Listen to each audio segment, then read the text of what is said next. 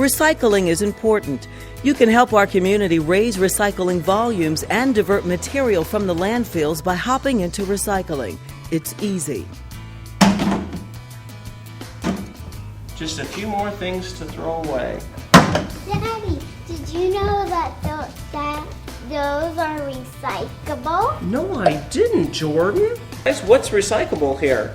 This newspaper? That newspaper. Jordan, how about that plastic juice can? Can that be recycled? Okay. And this plastic bottle? Your plastic pop bottle. My cereal box. Your cardboard cereal box. Wow. And this metal can. And this tin can, huh? Mm-hmm. Wow. Now there's barely anything left to go to the landfill. Here's a list of acceptable items you can place in your curbside bin for recycling. There are many types of paper items that can be recycled, including corrugated cardboard, paperboard, office paper, newspaper, phone books, junk mail, and magazines. More plastics are being accepted now. You can recycle most plastic containers that have the recycle symbol with numbers 1 through 7 in the center. Aluminum and tin cans may be placed in your bin for recycling. Paper towels and food soil disposable plates are not acceptable. Also, glass, styrofoam, and plastic bags are not accepted in the curbside program. However, some of these items can be taken to community recycling centers. Recycling is easy and it helps to build a strong community. Recycling reduces the amount of waste we send to the landfill. It saves energy and it conserves natural resources.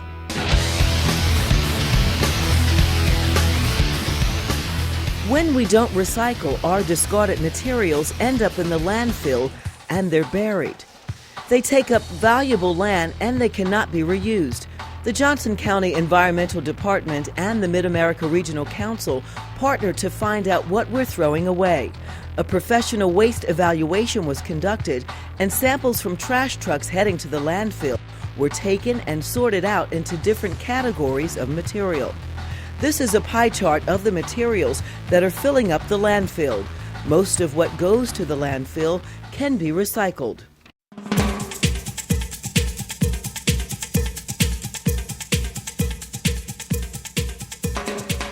Have you ever wondered what happens to your recyclable items after they leave the curb?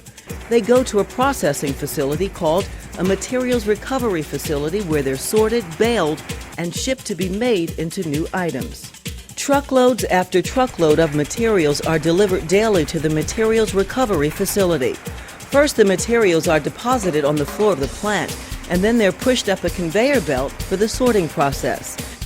Employees manually sort out the big cardboard items and remove any contaminated materials. Next, a series of machines sort the material.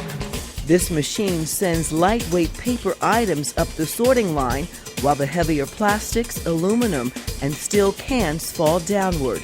The paper goes through a second machine that uses air to sort the different types of paper into categories. A large magnetic system separates out the steel cans, and then another machine sorts out the aluminum from the plastic.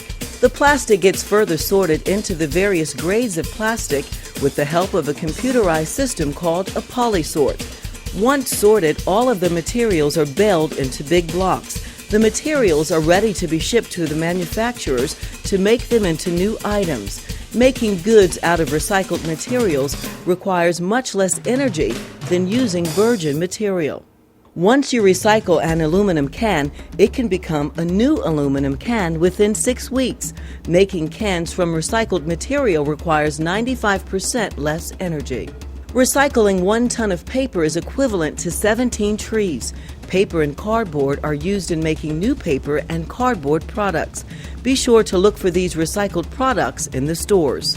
Plastic containers can be made into many new products such as carpeting, tennis balls, fleece clothing, toothbrushes, and even big items such as park benches. Our landfills are filling up fast, and when they close, our waste will have to travel further away. Recycling serves as an important function in managing our waste. We should not be filling them with items we can recycle. The best thing we can do now is reduce the amount of waste we send to the landfill by reducing, reusing, recycling, and composting. It's up to each individual to help protect our environment for the future by recycling at home, work, and school.